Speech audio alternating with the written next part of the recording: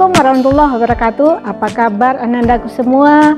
Bertemu lagi kita di channel.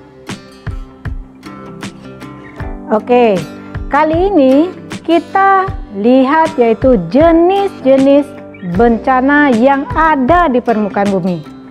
Tidak sabaran andaku semua. Yang pertama, kita lihat dulu yaitu jenis-jenis bencana menurut teori para ahli, yaitu jenis bencana ini dari secara bencana geologi, bencana hidrometeorologi, bencana biologi, bencana kegagalan teknologi, bencana lingkungan, bencana sosial, serta kedaruratan kompleks yang merupakan kombinasi dari suatu bencana pada daerah konflik.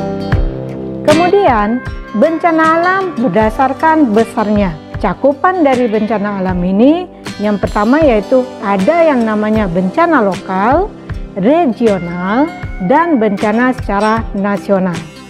Sedangkan bencana alam berdasarkan asal-usulnya nanti dibagi atas dua kategori. Yang pertama yaitu bencana alam berdasarkan proses alaminya, dan yang kedua yaitu bencana alam berdasarkan ulah dari manusia. Bencana alam berdasarkan sifat kerentanannya nanti juga dibagi atas dua, yaitu bencana alam yang sangat rentan, yang kedua yaitu bencana alam yang kurang rentan. Contohnya, sepanjang Pulau Jawa bagian selatan sangat rentan dengan gempa tektonik dan efek-efek ikutannya. Misalnya, tsunami pada titik-titik tertentu, tetapi umumnya kurang rentan terhadap bencana banjir. Kemudian yaitu bencana alam berdasarkan sifat prediksinya. Dibagi atas tiga kategori. Yang pertama, bencana alam yang dapat dengan mudah diprediksi, contohnya adalah banjir. Yang kedua, bencana alam yang agak sulit diprediksi, contohnya yaitu gunung meletus. Dan yang ketiga yaitu bencana alam yang sulit sekali untuk diprediksi, contohnya adalah tsunami. Kemudian, bencana alam berdasarkan sifat pencegahannya terdiri atas dua kategori. Yang pertama, bencana alam yang dapat dicegah, contohnya banjir, kebakaran, limbah industri, dan sebagainya. Yang kedua, bencana alam yang tidak dapat dicegah, misalnya gempa bumi, tsunami, gunung meletus atau erupsi gunung api, dan yang lainnya. Banyaknya bencana alam berdasarkan penggolongan-penggolongan tadi, mari kita lihat karakteristik bencana alam yang ada di negara kita ini, negara Indonesia, negara tercinta. Walaupun sumber bencana banyak di Indonesia, namun tetap kita harus menjaganya dan menanggulanginya dengan memahami materi tentang bencana di negara kita ini. Karakteristik dari gempa bumi dan tsunami. Yang pertama, gempa bumi. Gempa bumi merupakan adanya gangguan di dalam bumi yang berasal dari lempeng tektonik dan lempeng vulkanik yang menimbulkan gelombang elastis. Gelombang seismik di dalam bumi akan menghasilkan goncangan yang keras ke permukaan bumi. Jadi, asal dan distribusi dari kebanyakan gempa bumi ini dapat dijelaskan dengan teori tektonik atau lempeng tektonik. Teori ini menjelaskan bahwa permukaan bumi terbuat dari sejumlah lempeng yang bergerak dan berinteraksi. Gempa bumi terjadi saat batas lempeng beradu atau konvergen serta adanya divergen, berjauhan. Kebanyakan gempa bumi yang terjadi lebih kurang yaitu 300 km ke dalam laut. Tiga zona atau wilayah yang terindikasi sebagai zona batas lempeng, yang pertama yaitu Pacific Belt, yang memanjang pada Samudra Pasifik termasuk di negara Jepang, Indonesia, Papua Nugini, hingga California atau Amerika Serikat. Cincin api Pasifik juga disebut sebagai sabuk Sirkum-Pasifik atau Sirkum-Pacific Belt. Adalah jalur di sepanjang Samudra Pasifik yang ditandai oleh gunung berapi yang aktif dan gempa bumi yang sering terjadi. Panjangnya bisa sekitar 40.000 km atau 24.900 mil. Yang kedua, adanya Trans-Asia Belt, yaitu wilayah Mediterania, bagian timur dari benua Eropa hingga ke Asia melalui Samudra Pasifik. Jalur ekonomi Belt itu berawal dari Beijing, kemudian bergerak ke Xi'an, kemudian wilayah Cina, Urumqi, dan terakhir yaitu bergerak ke Turki. Itulah merupakan jalur darat dari Economic Belt yang ada di wilayah benua Asia ini. Dan yang ketiga yaitu punggung tengah samudra, yaitu rangkaian gunung berapi bawah laut di mana kerak bumi baru terbentuk dari lelehan magma dan aktivitas gunung berapi. Punggung tengah samudra ini bisa membentang hampir 60.000 km dan dengan lebih 90% pegunungan terletak di laut dalam yang terbentuk oleh lempeng tektonik sebelumnya. Untuk lebih pahamnya tentang gempa bumi, mari Anda saksikan penjelasan berikut ini. Gempa bumi berdasarkan kedalamannya nanti ada dua, gempa bumi dalam dan gempa bumi menengah, serta gempa bumi dangkal. Gempa bumi dalam adalah gempa bumi yang hiposentrumnya berada lebih dari 300 km di bawah permukaan bumi atau di dalam kerak bumi. Yang kedua, gempa bumi menengah. Gempa bumi ini hiposentrumnya antara 60 km sampai 300 km di bawah permukaan bumi. Sedangkan gempa bumi dangkal, hiposentrumnya berada kurang dari 60 km dari permukaan bumi. Berdasarkan proses terjadinya, gempa bumi ada 4. Yang pertama, gempa bumi tumbukan. Ini diakibatkan adanya tumbukan meteor atau asteroid yang jatuh ke bumi, sehingga jenis gempa bumi ini sangat jarang terjadi. Yang kedua, gempa bumi runtuhan. Biasanya ada di wilayah kapur atau daerah pertambangan. Yang ketiga, gempa bumi buatan.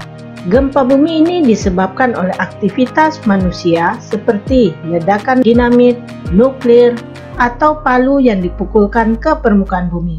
Dan yang terakhir adalah gempa bumi vulkanik. Biasanya terjadi sebelum gunung api meletus. Apabila keaktifannya semakin tinggi, maka akan menyebabkan timbulnya ledakan yang juga menimbulkan terjadinya gempa bumi. Kemudian yang kedua, tsunami. Kata tsunami berasal dari bahasa Jepang yaitu su yang artinya gelombang atau pelabuhan, yaitu serangkaian gelombang air laut yang besar hingga menghantam pesisir dengan kecepatan yang sangat tinggi. Tsunami terjadi karena adanya aktivitas di dasar laut yang disebabkan oleh adanya lentingan lempeng di dasar laut atau bawah laut, serta letusan gunung api di bawah laut maupun longsor yang terjadi di dasar laut. Ciri-ciri umum dari adanya tsunami, yang pertama adanya gempa bumi, yang kedua adanya letusan gunung api atau erupsi gunung api, yang ketiga adanya jatuh meteor ke dasar laut sehingga menimbulkan gelombang besar menuju ke pesisir laut atau pantai dengan kecepatan bisa mencapai lebih kurang 500 sampai 1000 km per jam. Penyebab terjadinya tsunami ini tentu banyak faktornya. Salah satunya ada gerakan dasar laut yang keras terkait dengan gempa bumi, longsor, lava yang memasuki dasar laut, runtuhan gunung bawah laut, serta dampak dari meteorit. Kemudian gunung api atau erupsi gunung api. Gunung api merupakan aktivitas magma yang ada di dalam bumi, baik magma yang keluar berupa ekstrusi magma maupun magma yang masih berada di dalam gunung api atau intrusi magma. Cairan magma yang keluar dari dalam bumi hingga mencapai ke permukaan bumi atau ekstrusi magma ini nanti bisa disebut lava dengan lahar, dengan suhu yang dikeluarkan bisa mencapai 700 sampai 1200 derajat Celcius. Gunung api ini sendiri diklasifikasikan atas dua tipe besar, yaitu gunung api visur dan gunung api sentral. Kemudian yaitu jenis bencana lain, banjir. Banjir ditimbulkan karena adanya gerakan air di atas permukaan daratan. Penyebab banjir yang dikarenakan adanya curah hujan yang tinggi menyebabkan adanya penumpukan air di permukaan karena sifat tanah yang sudah jenuh oleh kandungan air. Serta dampak dari banjir ini dapat kita lihat dari segi rusaknya areal pemukiman masyarakat, sulitnya mendapatkan air bersih, rusaknya sarana dan prasarana, serta yang lainnya. Kemudian jenis bencana lain adanya kekeringan. Kekeringan ini terjadi akibat kurangnya curah hujan yang jatuh ke permukaan bumi. Jadi mengakibatkan kekurangan pasokan air ke dalam permukaan bumi atau infiltrasi air. Kekeringan menjadi bencana alam apabila di suatu wilayah mulai kehilangan sumber pendapatan akibat gangguan pada pertanian serta ekosistem yang ditimbulkannya. Kalau kekeringan itu terjadi pada wilayah yang jauh dari aktivitas kehidupan manusia serta makhluk hidup lainnya, maka itu bukanlah suatu bencana bagi kehidupan alam. Namun, kalau kekeringan itu sudah menimbulkan efek terhadap kehidupan makhluk hidup, baik manusia, tumbuhan, dan hewan, itu baru bisa disebut sebagai bencana alam. Dan yang terakhir yaitu adanya longsor atau istilah lainnya yaitu mass wasting. Longsor ini akibat adanya berat jenis dari tanah tersebut melebihi dari beban tanggungan tanah tersebut, sehingga tanah tersebut turun secara drastis ke bawah berdasarkan gaya gravitasi. Longsor ini biasanya dipicu oleh kandungan air, efek dari curah hujan yang tinggi ke permukaan tanah. Apalagi jenis tanah yang merupakan wilayah ketinggian atau lereng atau kemiringan atau wilayah terjal. Biasanya daerah-daerah ini akan lebih memungkinkan untuk terjadinya longsor. Baiklah Ananda semua, itulah penjelasan kita tentang jenis-jenis bencana yang ada di permukaan bumi, terutama bencana yang ada di negara kita tercinta ini, Indonesia. Untuk lebih pahamnya tentang materi jenis bencana ini, mari kita selesaikan latihan berikut ini.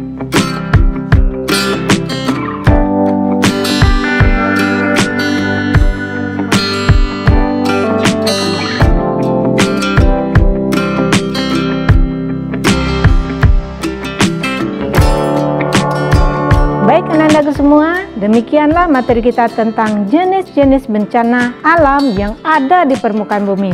Semoga dengan materi ini Ananda bisa memahami berapa banyaknya bencana alam yang ada di negara kita tercinta ini. Karena Indonesia merupakan pusat dari bencana, baik bencana secara tektonik, vulkanik, maupun secara runtuhan atau terban. Demikianlah materi kita kali ini. Semoga materi ini bisa bermanfaat untuk kita semua. Assalamualaikum warahmatullahi wabarakatuh.